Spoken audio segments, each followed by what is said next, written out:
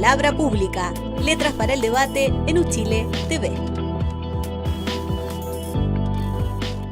Bienvenidos y bienvenidas a Palabra Pública, Letras para el Debate, un programa que hacemos en conjunto a través de Uchile TV y la Radio Universidad de Chile.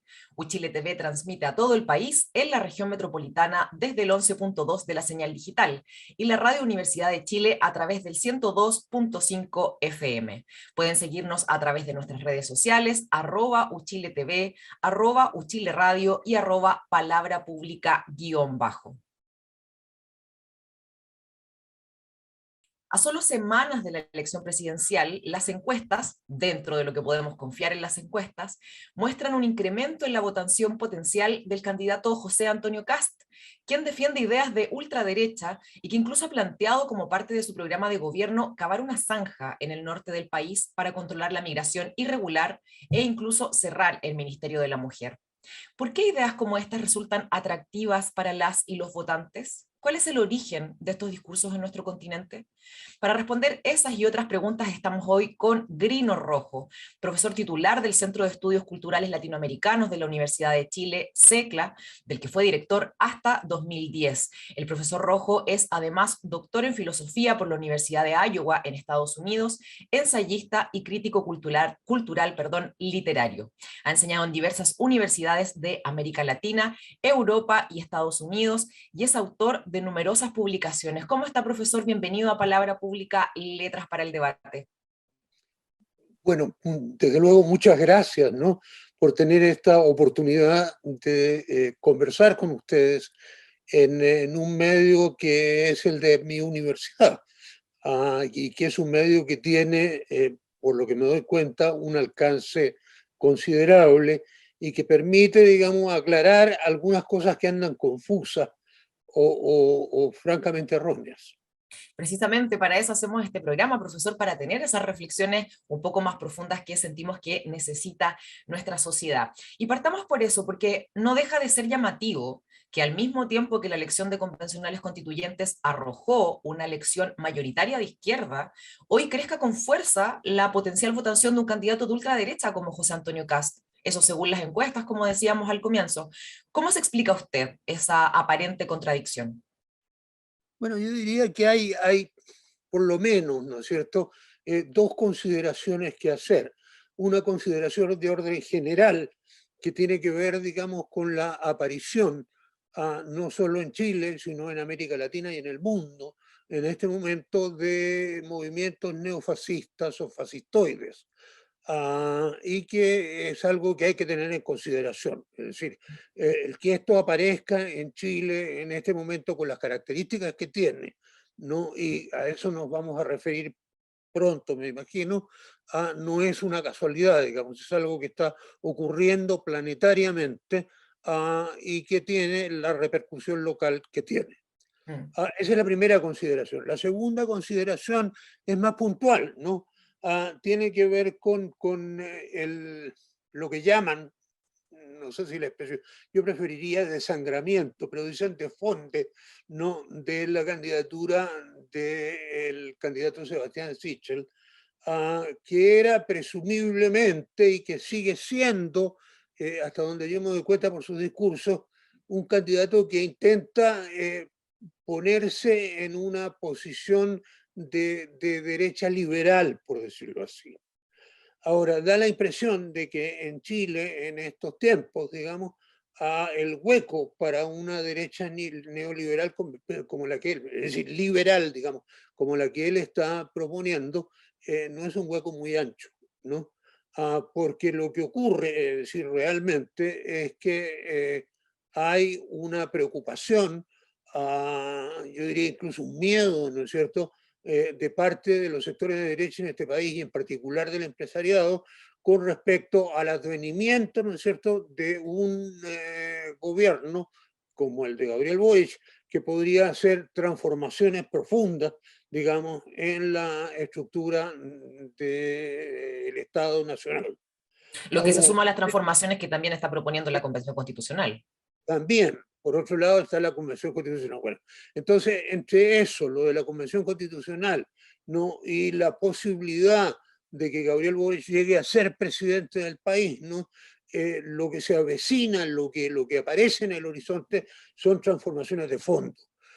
Y esas transformaciones de fondo lo que crean es un pánico, ¿no es cierto?, en la derecha y en el empresariado, porque claro, es un atentado contra los privilegios que han tenido hasta ahora. Y en esa circunstancia, con una mecánica que es una mecánica bien conocida y que viene desde los tiempos del fascismo clásico, digamos, en Italia y en Alemania, lo que ocurre con esa derecha es que tira por la ventana, ¿no es cierto?, sus coqueteos democráticos y lo que hace es fascistizarse, ¿no? Y eso se expresa concretamente, digamos, en el peregrinaje que estamos viendo desde la constituency de la candidatura de Sichel hacia la constituency de la candidatura de José Antonio Caz.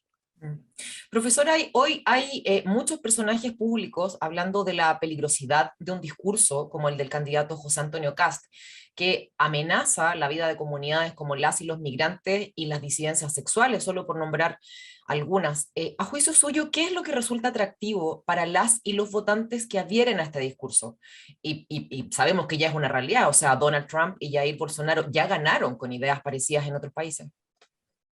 A ver, para eso yo creo que habría que intentar por lo menos una definición operacional, ¿no es cierto?, de lo que es el fascismo y de cómo eso, al menos residualmente, es retomado, digamos, por las tendencias neofascistas contemporáneas.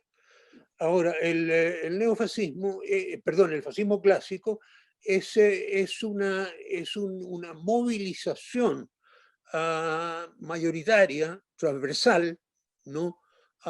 Dentro de un cierto territorio, que tiene a la cabeza, por lo general, un líder carismático y que se asienta, digamos, sobre, yo diría, tres elementos fundamentales, ¿no? Que son el odio de raza, el odio de clase y el odio de cualquier sexualidad alternativa, digamos, a la sexualidad dominante, ¿no es cierto?, o considerada normal, digamos, dentro de la cultura del momento.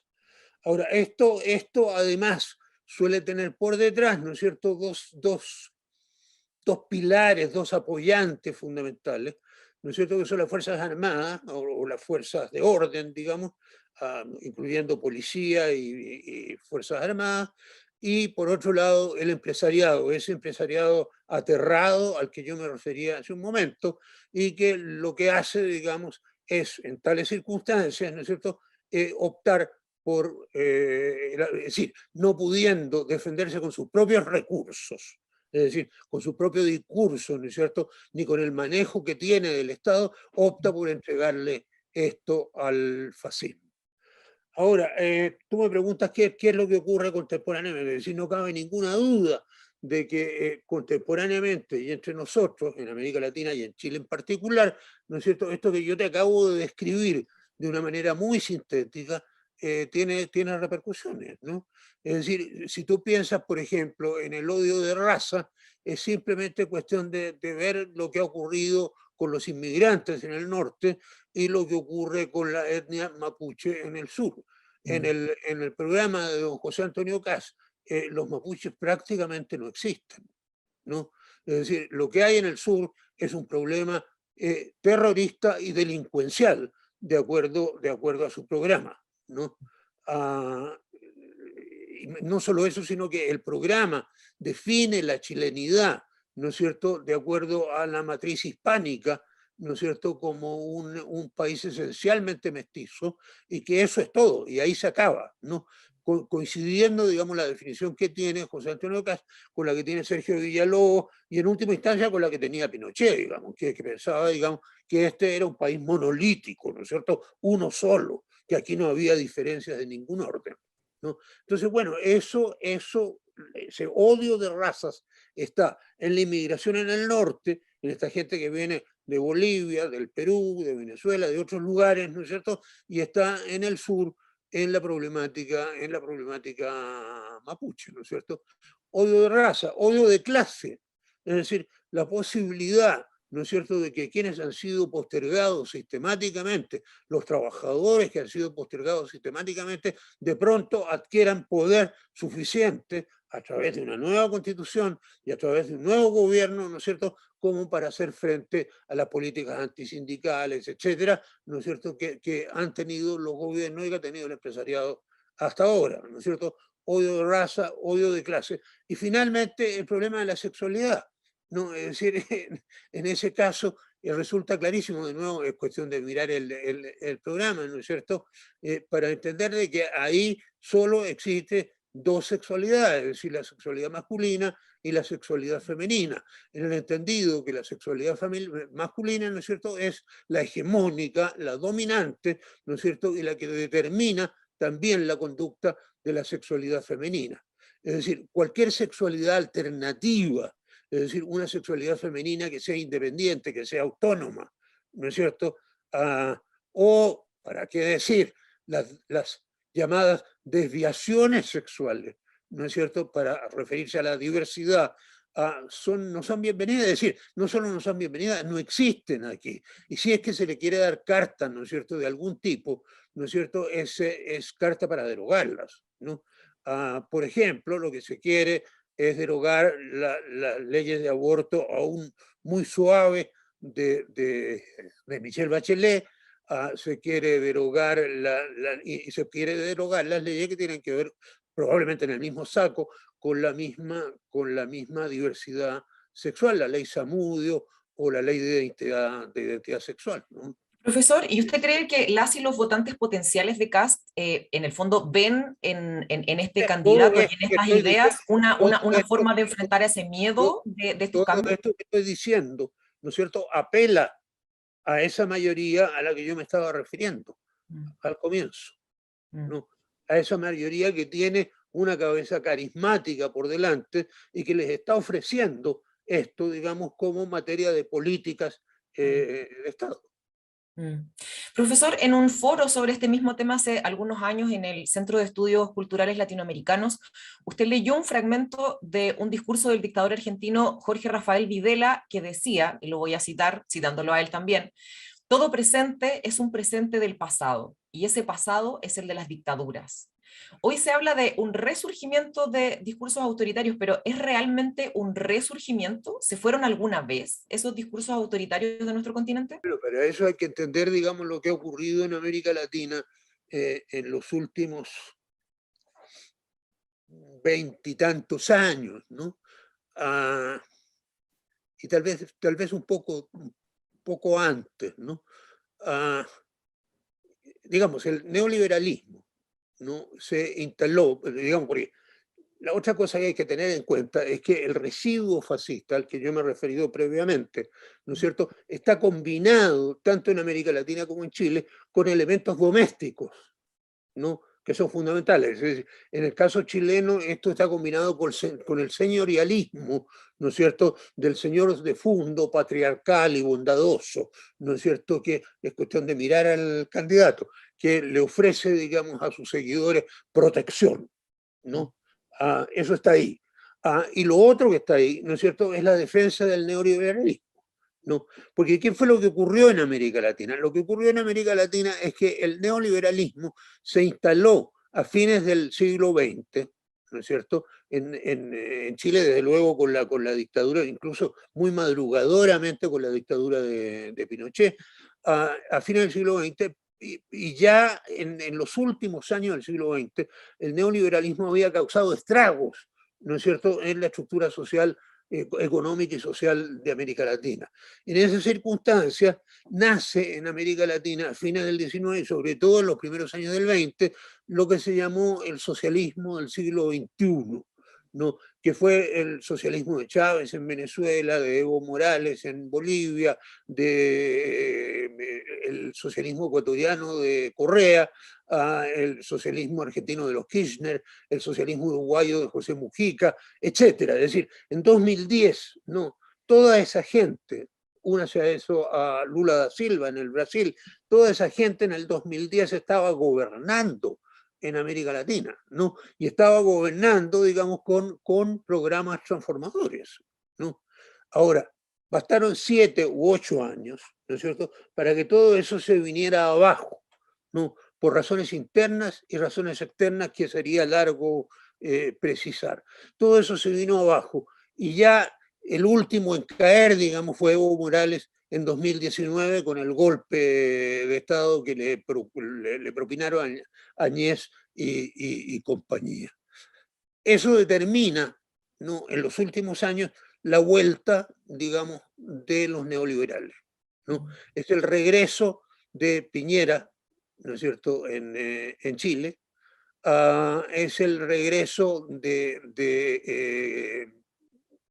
primero, digamos, del Lenin, ¿cómo se llama? Lenin ¿Moreno? Moreno en Ecuador y ahora recientemente de Guillermo Lasso. Es el regreso de Benítez en Paraguay, que es un admirador de Stroessner, ¿no?, y que lo ha dicho públicamente, etcétera, ¿no? Es decir, es el neoliberalismo enteramente de vuelta, ¿no es cierto?, pero con una diferencia, que si bien es cierto que los gobiernos progresistas del socialismo XXI habían desaparecido, ¿no es cierto?, no había desaparecido el malestar de la población, ¿no? Es decir, porque realmente esa población seguía estando tan mal o peor que antes, ¿no? Y eso es lo que determina el brote enorme de protesta que se produce en Chile, ¿no es cierto?, y otras protestas como la de Ecuador, etcétera, ¿no? Esto es lo que está ocurriendo, ¿no? Es decir, esas protestas son las que generan un piso, ¿no es cierto?, que es un piso, yo diría en este momento, de una correlación de fuerzas empatadas, ¿no? Es decir, con las huestes del neoliberalismo de un lado, que no han sido derrotadas, pero que podrían ser derrotadas. Podría ocurrir en el Brasil, podría ocurrir en Chile, ¿no es cierto? Y del otro lado, esto, ¿no es cierto?, que aparece como un nuevo intento, ¿no?, de instalar, digamos, gobiernos progresistas en América Latina y en Chile en particular. Profesor, ¿y cómo ve el futuro en esta línea? Porque al menos en este momento pareciera que en nuestra sociedad es menos tolerable, en el fondo, enfrentarse a esos discursos. O sea, es decir, existen, pero sí públicamente en el último tiempo hemos visto que periodistas, por ejemplo, u otro tipo de actores públicos se han manifestado muy en contra de estas declaraciones que provienen de ese mundo de la ultraderecha. ¿Cómo ve usted? ¿Qué cree que va a pasar? ¿Va a aumentar nuestra tolerancia? ¿Va a aumentar nuestra intolerancia a ese tipo de discurso? Bueno, lo primero es la cuestión mediática, ¿no?, a la que tú te estás refiriendo. Es decir, no cabe ninguna duda, ¿no es cierto?, que el grueso de los medios de este país, y los más poderosos de ellos, ¿no es cierto?, están en manos de esas fuerzas reaccionarias. Eso es perfectamente claro.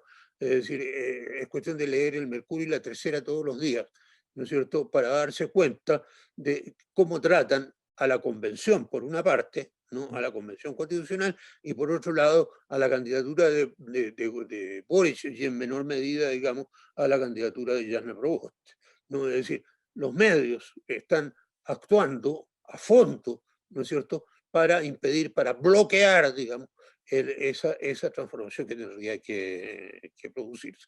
Eso en primer lugar. Y en segundo lugar, si es que llega, hablemos del caso chileno, si es que llega en el caso chileno a imponerse una candidatura progresista que intente transformaciones profundas de la estructura económica y social, eso va a ser muy, muy difícil, extremadamente difícil, porque va a tener que pelear contra esos medios a los que me acabo de referir, contra los dueños de la riqueza de este país, ¿no? Y eso es gravísimo, ¿no? Y luego es decir, hay que pensar un poco en lo que ocurrió con Allende, ¿no es cierto? Es decir, contra el concierto internacional, digamos, de organismos crediticios, etcétera, que pueden sabotear perfectamente economías nacionales, ¿no? Va a ser difícil, va a ser extremadamente difícil. Y en esas circunstancias hay mucha gente que tiene miedo. Es decir, gente que se da cuenta que la situación actual es bastante insostenible, pero que al mismo tiempo no se atreven a dar el salto, digamos, y a ponerse del lado de unas transformaciones que pueden significar alteraciones del orden muy grandes. Es decir, lo que le pasó al pobre De Polo hace unos días, ¿no es cierto?, cuando dijo que las transformaciones iban a suponer inestabilidad. En el fondo estaba diciendo la pura verdad, ¿no? Pero claro, decir la Pasó de palabra, honesto. pero usar, claro, usar la palabra inestabilidad, digamos, aquí es como nombrar al diablo, ¿no? Y se le fueron encima como a Juan Charrasqueado, un montón, ¿no? Y sin embargo estaba diciendo lo cierto. Mm. Es bien desafiante el horizonte que se nos plantea, profesor. Vamos a hacer un pequeño alto en el programa para recordarles que Uchile TV está transmitiendo todas las sesiones de la Convención Constitucional, así que pueden sintonizar nuestra señal para conocer cómo se desarrolla este proceso. Pueden seguir las sesiones en vivo todos los días y de manera íntegra a través de nuestra señal abierta y pública que está presente en el 98% del territorio nacional. Uchile TV y Radio Universidad de Chile son espacios comprometidos con la democracia y la información. Palabra pública. Letras para el debate en Uchile TV.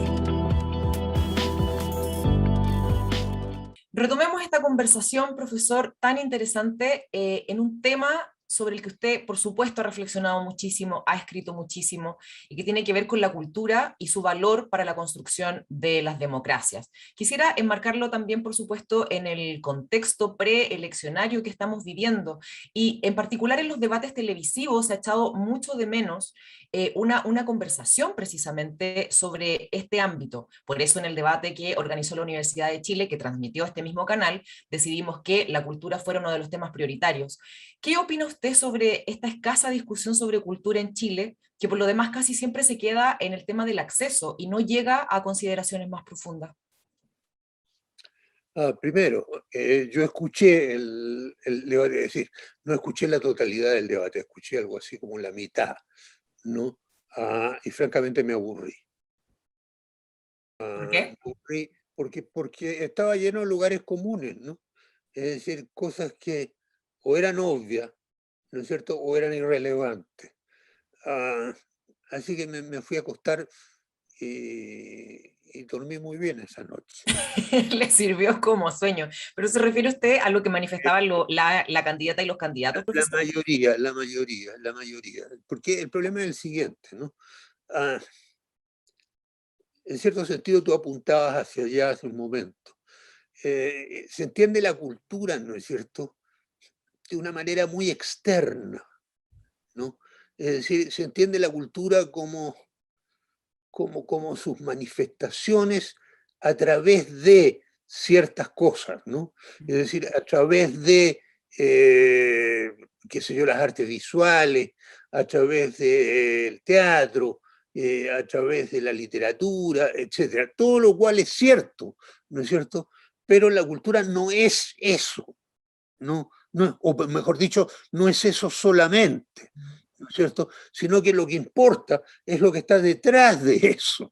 O sea, lo que importa es la existencia, ¿no es cierto?, de una cultura en la población misma, ¿no? Es decir, la generación, ¿no es cierto?, de una cultura en la población.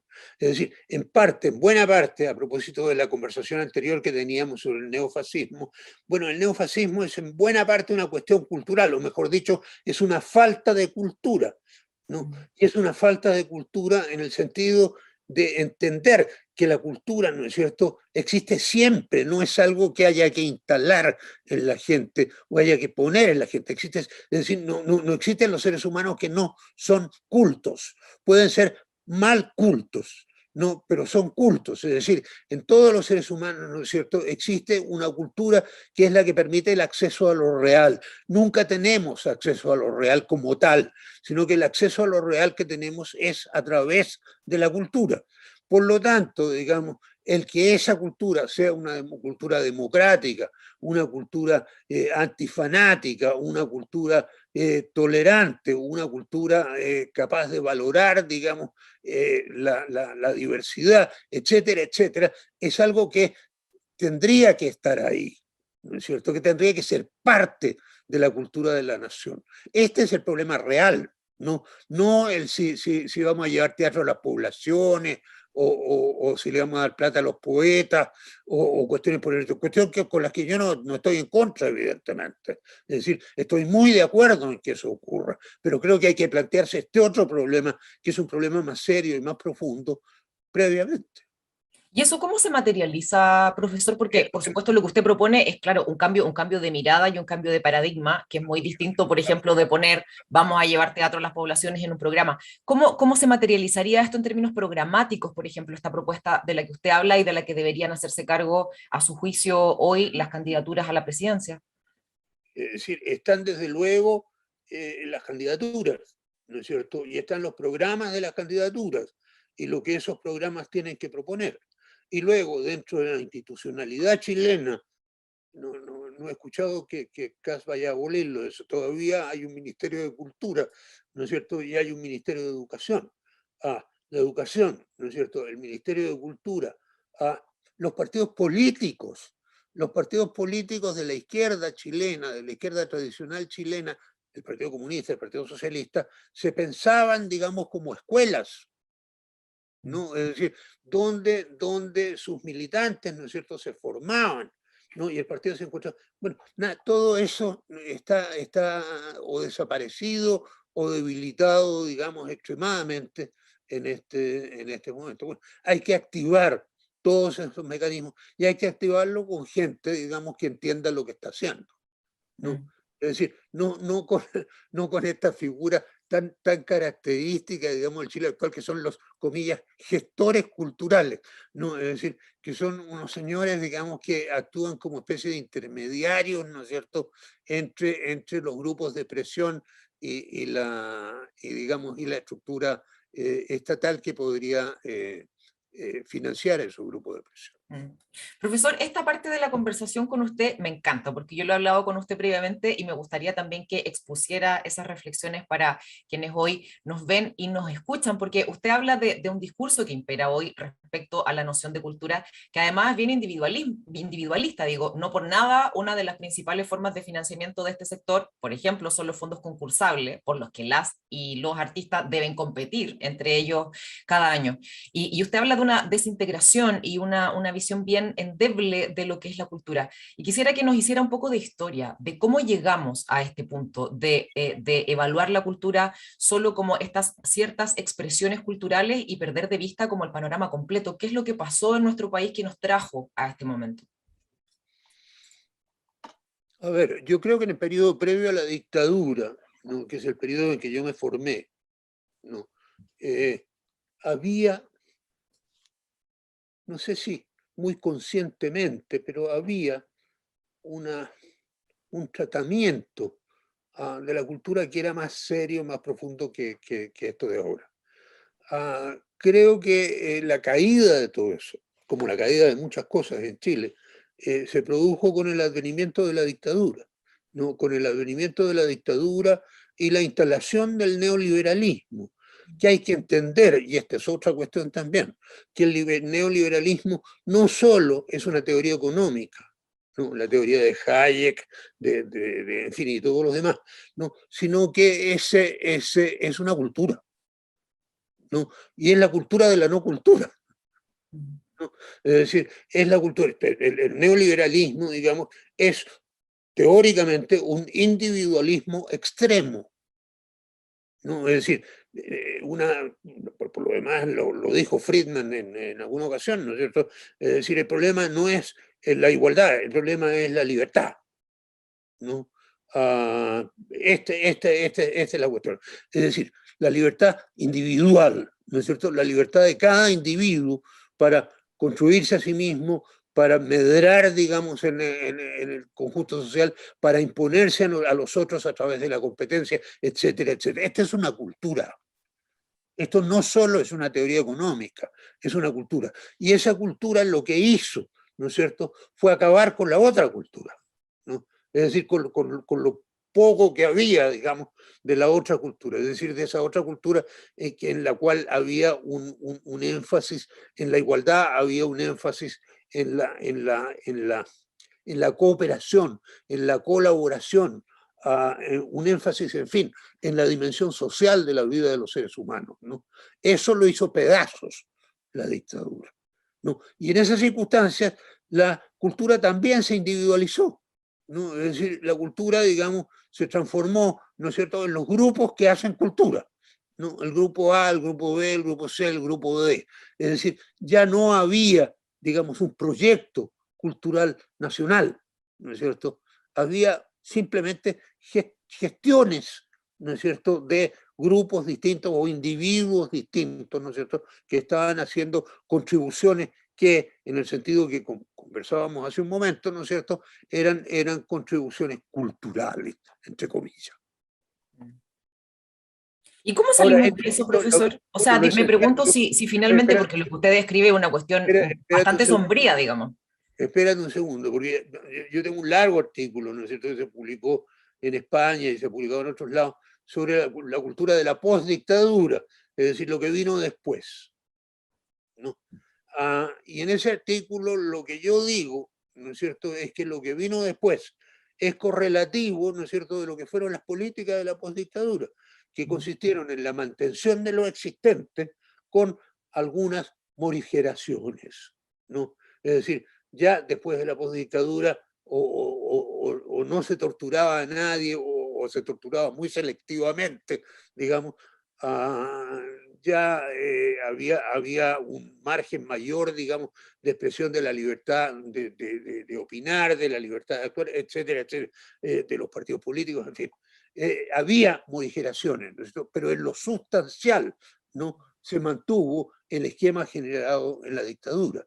Y al mantenerse el esquema generado en la dictadura, lo que se creó, ¿no es cierto?, fue una olla de presión en el interior, porque la gente estaba sufriendo ese esquema, tanto como lo habían sufrido en la dictadura, no obstante, ¿no es cierto?, las libertades que se habían generado, ¿no?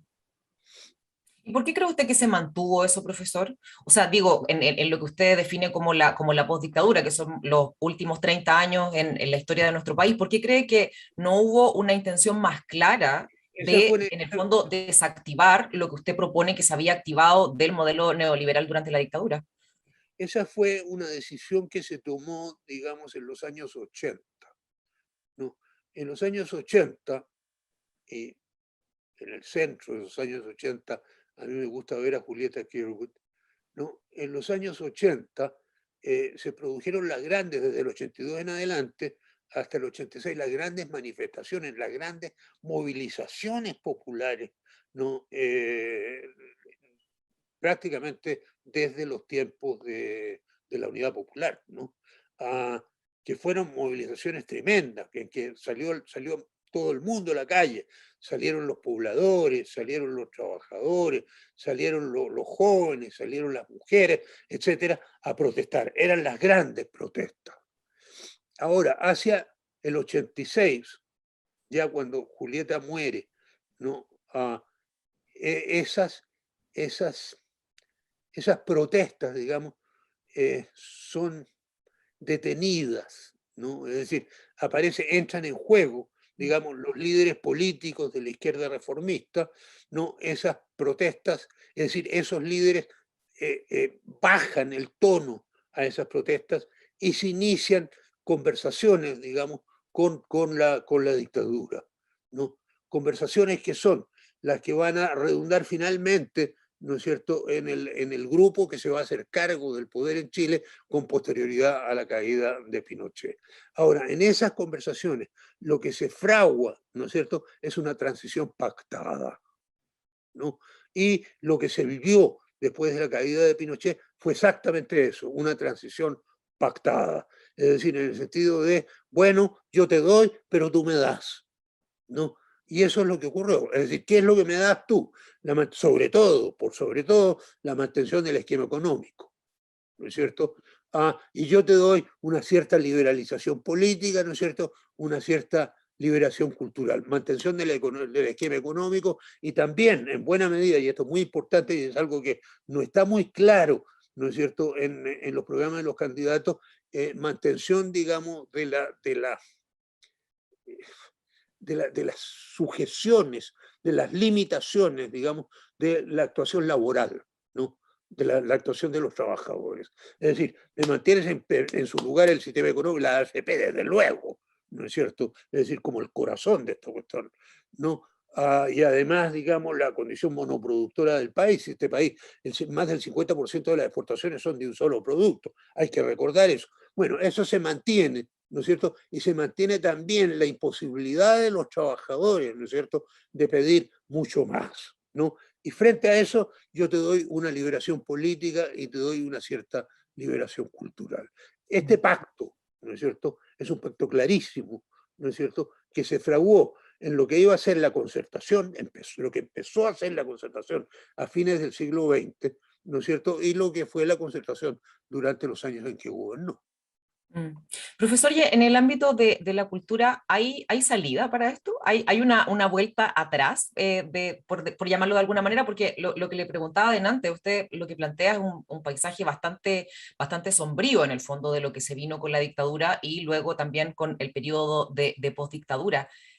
¿Se puede salir de esta forma de concebir la cultura? ¿Podemos volver quizá hacia una forma de concebir la cultura que sea más integrada a la sociedad, a la vida democrática y no sea simplemente esta parcela que usted describe, que está compuesta por personas que de alguna manera hacen o gestionan la cultura?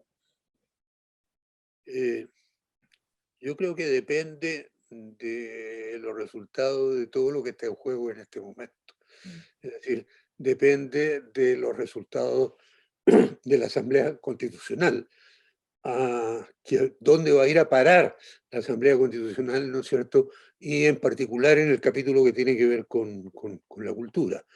Ah, yo acabo de escribir un artículo que está publicando en Costa Rica, en la revista Ísmica, sobre las humanidades en Chile, y que es bastante significativo en este sentido, que toca, digamos, estos temas. Depende de lo que ocurre en la Asamblea Constitucional y depende de lo que ocurra en las elecciones parlamentarias y en las elecciones nacionales. Y luego, en quienes sean, digamos, los asesores culturales, ¿no es cierto?, que ese nuevo gobierno, en el supuesto caso, que vaya a ser el gobierno de Gabriel Boric, que yo creo que es el que podría hacer algo al respecto, ¿no? ¿Quiénes van a ser los asesores culturales que él va a elegir? ¿No? Mm. Está todo por verse todavía, lo bueno es que falta muy poquito Está todo para en las el aire. elecciones. Esa es la verdad, está todo en el aire, es Mm. cierto.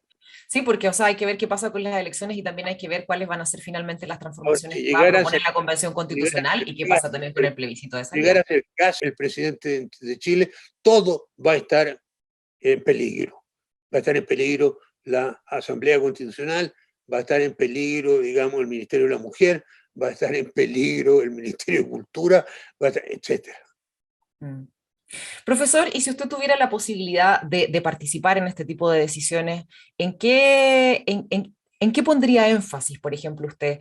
Yo sé que usted ha trabajado un montón reflexionando sobre el fomento de la lectura, por ejemplo, y la relevancia que la relevancia que tiene el libro dentro de las sociedades.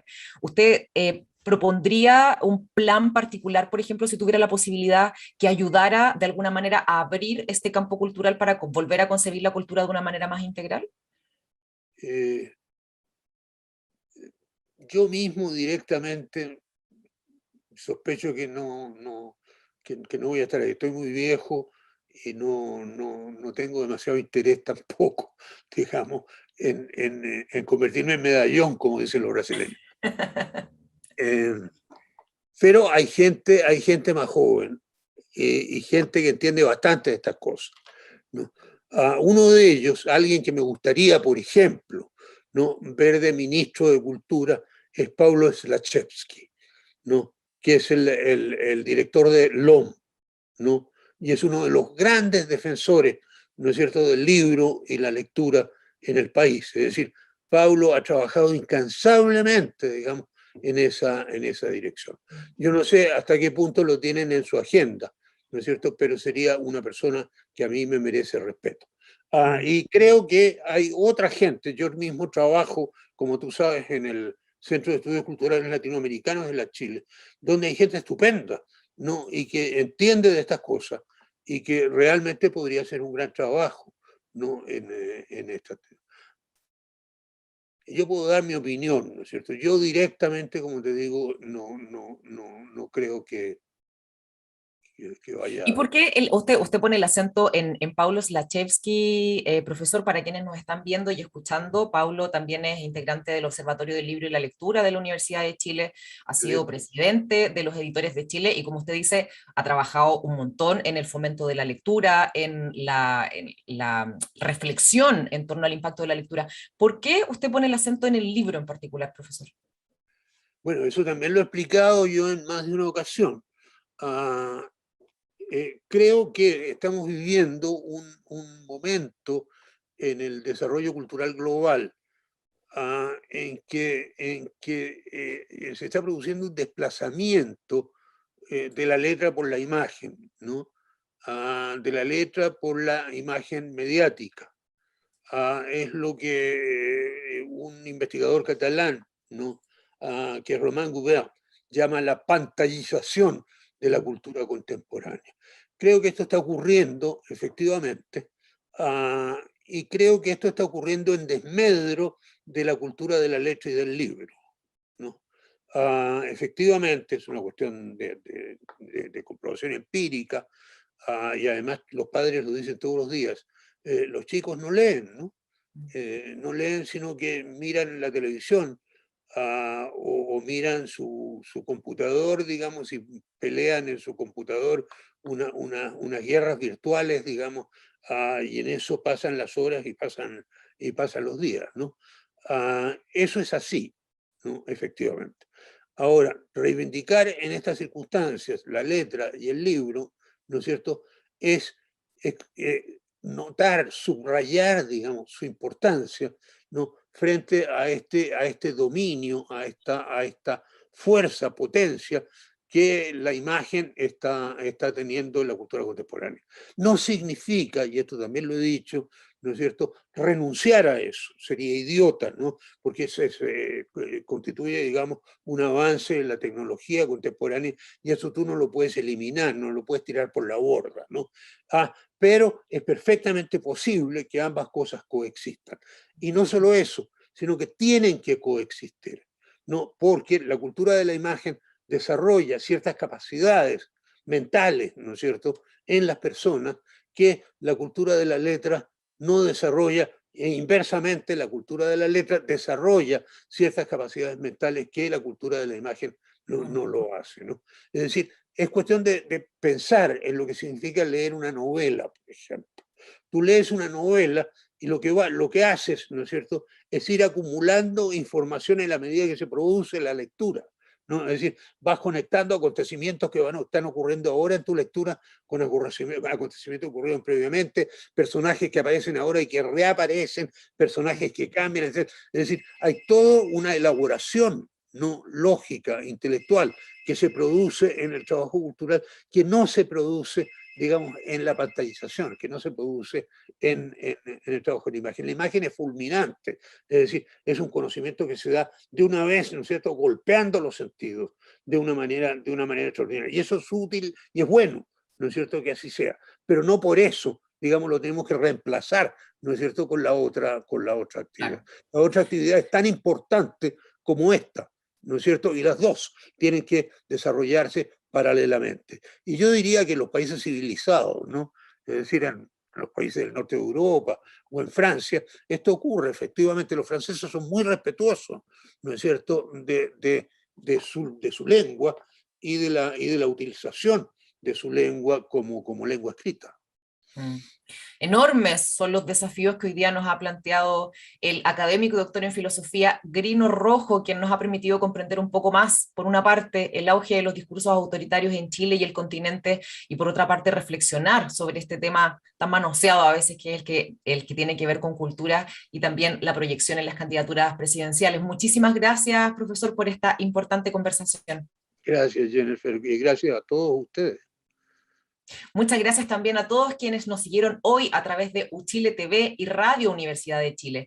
Recuerden que Uchile TV transmite a todo el país en la región metropolitana desde el 11.2 de la señal digital. Pueden escuchar, como siempre, la Radio Universidad de Chile a través del 102.5 FM.